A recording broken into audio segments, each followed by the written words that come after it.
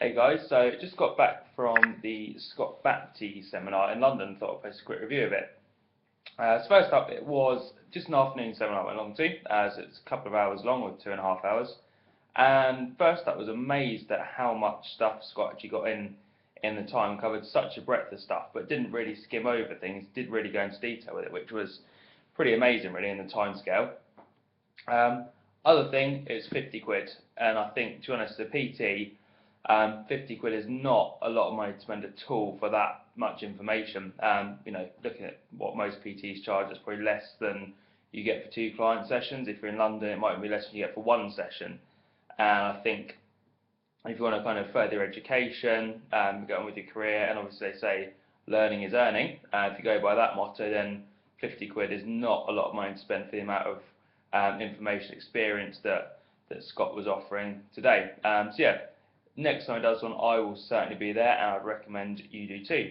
So yeah, a few bits that was really good about the seminar. Made a few notes on it. So a basic outline went through kind of client types, planning a diet, and then went to sort of special populations and things like that, and just covered the whole aspect of diet planning really. So the first thing that I found really useful that I don't do currently, but I will be implementing, was a food frequency questionnaire that he does with clients. So what I tend to do is I've in the past asked people, what's your diet like? And obviously 99% of people say, oh, I eat really healthily. When in actual fact, as trainers and coaches, we know that that's a load of crap, really. People might think they eat healthy. It might be a case they're actually lying to you. But they do, generally, people forget the crap that they eat and focus on the good stuff. And they say, yeah, I eat lots of meat and vegetables. But again, meat and vegetables could be fried chicken from KFC and beans to some people. Whereas we might, in our heads, being fitness pros, picture a grilled chicken breast with some asparagus, some broccoli, stuff like that. I think, oh, that's quite a good meal. But the general public don't think like that. So that's one where you can fall down just asking people how they generally eat. And the other thing that's a bit more in depth that I tend to do is ask people to keep a food log for a few days. But again, if people know they're keeping a food log for you to have a look at, they might not be as honest as they should be. They might go out of their way to make those days particularly healthy, and they probably don't log everything as they should. Again, to the general public, a coffee is a coffee. We know with a bit more information that an Americano is vastly different to your extra tall soya macchiato with caramel syrup and cream on top.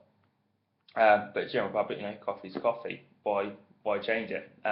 Why specify? So the food frequency questionnaire is designed with, I believe Scott advised doing about 30 different foods, and you have all list of foods down the side, and then across the top you have health and nutrition. So very frequently, on a daily basis, frequently, a few times a week, seldom, infrequently, and never, which is quite good because it gets people to think about the bigger picture. So obviously there's a bit of room for error, and people will probably overemphasize the good stuff and play down the bad stuff, but it's probably a pretty good way of doing it, really. So that's the first thing I'm definitely going to introduce into my own client planning.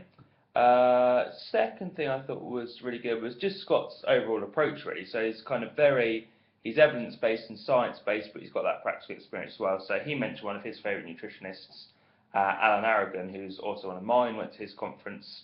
That was actually the first time I met Scott in person, was back in October at Alan's conference. And he comes from exactly the same standpoint. You look at studies, you look at evidence to see what works. It's quite a middle ground approach. I think that might put some people off because people really love extremes in our industry. If you're not suffering, you're not making any progress. X diet comes out and it's the best thing ever. Then you get this one over here and they're polar opposites. You get people going to either camp, and actually, what you need to do is just come together and probably meet in the middle. Take bits from one diet, bits from another. And that's when people say to me, oh, what about eating late at night? And I go, well, it doesn't matter. But what about, optimizing hormones with your diet? It doesn't matter. I think Scott's going from exactly the same thing.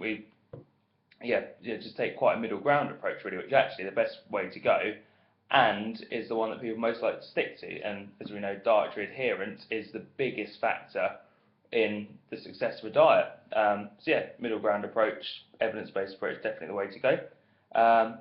Good point was he went through the macronutrient calculations he used with clients, and virtually exactly the same as I do with my guys, so it's nice to know that I'm on the right page for that. I haven't been barking up the wrong tree.